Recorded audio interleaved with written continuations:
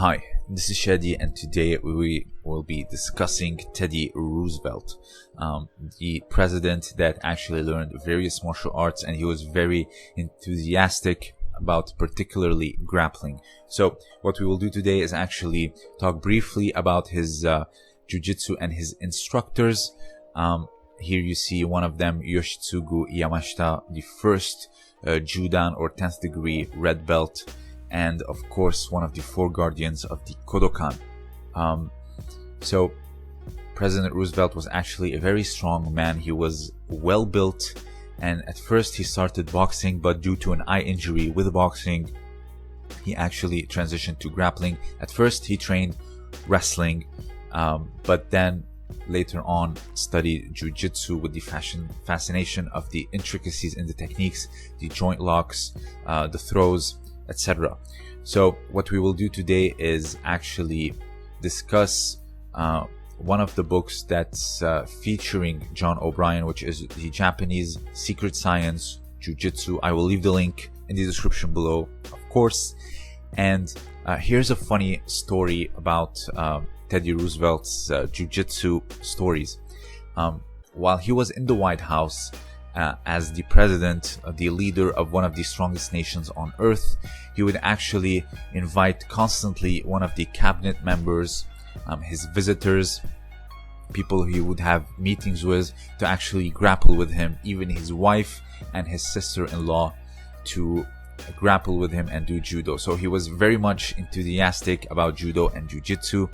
Yoshitsugu Yamashita stated in one of the articles in the newspapers that he is very strong and he is very well built, that he actually left him bruised on several occasions. So I would imagine that the John O'Brien style jiu-jitsu, which we will see in a few, was actually more the self-defense oriented jiu-jitsu, and Yoshitsugu Yamashita taught him more of the Kodokan judo that we do today. So without further ado, let's get into the book.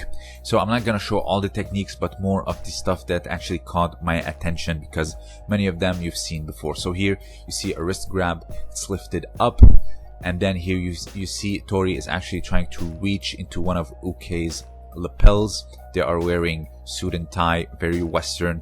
He actually reaches for the cross grip and extends his arm and puts down the wrist, or pushes down the wrist, putting pressure on the elbow. This is very reminiscent or exactly like what we call the Udei Shigi Te Gatami, or hand hold. Here you see reaching for the far lapel, grabbing the wrist. You would see the thumb is up, very much like a Juji Gitame setup, where you say to the white belt, the thumb is always up, and then you extend your arm and push down and putting a lot of pressure on the elbow. This is one of the rare techniques that used judo. There's multiple variations to it, but here you see the basic form being used with suit and tie to, I would say, to assimilate into Western clothing. Here you see your classical wrist lock, kotegeishi, or wrist twist being done here. There's not much to say, but you would see it in all forms of koryus, in judo, in aikido. Here you see a demonstration of the New York Aikikai by Mike Jones. He grabs on the inside of the palm and then pushes down the fingers, twisting the wrist. Here you see it more in a dynamic, I would say, expose. Here you see it with the Yokomenuchi finished with a kotegeishi, and Uke doing superb ukemi to prevent injuries. This is, again, classic technique, but here this is something that actually caught my attention, and you like push down the blazer level of the elbows, and then that's actually pinning the arm, and then you can almost bear hug them with this particular grip. You can go around the back, but here you have the added benefit of having the arms pinned down. So here you see it's finished with like an osoto otoshi or osoto gari, but I would argue you can finish it with all types of ashiwaza. So here you actually pull down the blazer or the jacket to the level of the elbows, and then you proceed to do all types of ashiwaza. You can get your hands around the back, creating a bear hug, locking the arms even more. And then here you can finish with Hizaguruma, Sasai, Osotogari, Deashi Harai. Here you see like this fast Ashiwaza expose by the Kodokan to, I would say, prove my point. There's no Shido if you bear hugged. This is the street self-defense, but this particular grip, what I liked about it is it's adjusting to the Western clothing. It's not just gi and pants the way we see in all Jujutsu books. So this is what I really like about this particular book. Here you see another trick you can do with the Western clothing, and that is the hat.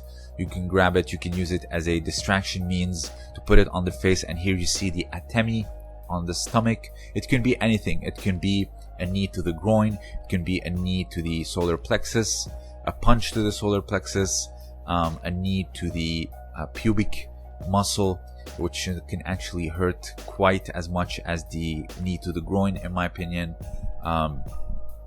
Here you see it. So it's a distraction method with Western clothing. This is what I like. You have the old school techniques, but at the same time you are adapting it to Western clothing. Here you see someone's trying to grab both of your lapels. You go from the inside all the way up, and then finishing with a, I would say, very interesting variation of ude garami. You are actually holding the fist underneath your armpit, pinning it, and then putting pressure on the elbow and pushing the shoulder. So the arm is actually the other arm is actually far from doing any damage. So it's kind of interesting to actually lock the fist, because normally when we see a standing ude garami, particularly this one here, you would see they're standing next to each other and the fist is turned outwards.